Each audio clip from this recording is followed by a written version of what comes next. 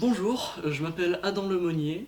Bonjour, je m'appelle Romain Poc et je suis un élève de Terminale 6 au lycée Escaz à Lavore. Je suis en terminale 7 au lycée Lascaz à Lavore. Avec mon camarade Romain, on participe aux Olympiades de biologie de cette année 2023. Le thème des Olympiades de biologie de cette année, 2023, donc l'eau et le vivant. On va s'intéresser à ce qu'est l'eau. Donc l'eau, c'est H2O, 2 hydrogènes, 1 oxygène. C'est une molécule qu'on considère comme étant indispensable au vivant. En effet, on dit qu'une planète est habitable quand l'eau y est présente sous ces trois états, liquide, solide et gazeux. Pour cause, elle est vraiment indissociable du vivant. Pour des animaux comme nous, des mammifères, elle permet l'excrétion des déchets, donc via par exemple l'urine. Elle permet la bonne lubrification des articulations et donc un bon mouvement. Mais à l'échelle cellulaire, elle est aussi très importante, puisque c'est la principale composante de nos cellules, qu'elle permet au sein d'une cellule de transporter les molécules et de transporter les molécules entre les cellules.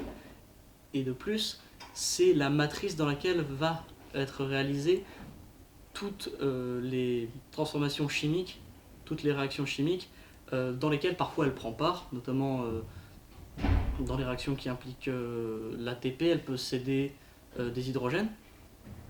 Et elle est ampholyte, c'est-à-dire qu'elle peut agir comme une base ou comme un acide, ce qui en fait un milieu très pratique pour les réactions chimiques. Les êtres vivants sont des êtres constitués d'au moins une cellule, capables de se perpétuer en échangeant avec leur environnement. Ils sont capables d'engendrer un être vivant et ils sont issus d'un être vivant similaire. Nous considérons donc les bactéries comme vivantes, mais pas les virus, qui ont besoin de détourner la machinerie cellulaire pour se reproduire. Selon la NASA, est vivant tout système délimité sur le plan spatial par une membrane semi-perméable de sa propre fabrication et capable de s'auto-entretenir, ainsi que de se reproduire en fabriquant de ses propres constituants à partir d'éléments ou d'énergie extérieure. Bon, aujourd'hui on va se poser la question de est-il possible pour un être vivant de survivre sans eau, puisqu'on a vu dans l'introduction que l'eau était un constituant principal pour les êtres vivants.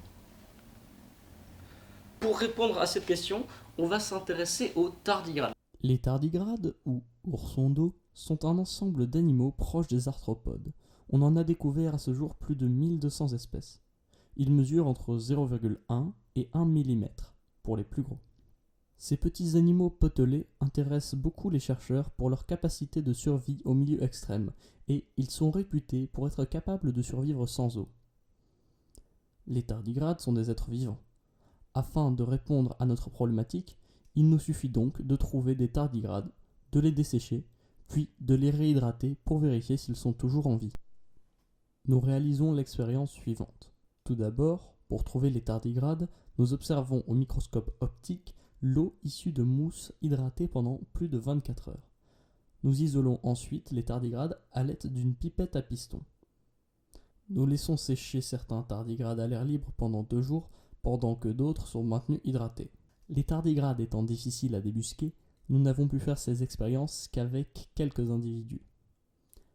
Ici, nous venons de remettre de l'eau dans l'environnement d'un tardigrade déshydraté. On peut voir que son corps s'est ratatiné pour former un thym, la forme du tardigrade en cryptobiose. On peut voir que le tardigrade se réhydrate et reprend une activité normale. On peut donc en conclure que les tardigrades peuvent survivre dans un stade inactif en l'absence d'eau.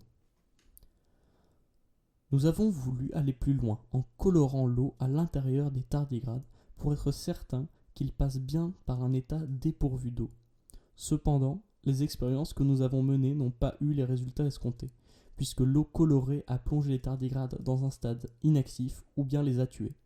Il serait aussi intéressant de tenter de mesurer si les tardigrades possèdent un métabolisme pendant leur déshydratation, mais nos outils ne sont pas assez précis et nous manquons de temps. La faculté de résistance à la dessiccation du tardigrade est passionnante, et en percer les secrets pourrait nous permettre des avancées scientifiques dans la conservation de médicaments et, si on en maîtrisait tous les processus, de mettre en stase des animaux plus gros de manière similaire aux cryogénies dans les science-fiction. Que ce soit, ça marche. Après, il y a des humains qui se font cryogéniser. Ouais, mais pour l'instant, ils sont morts. Hein. Globalement.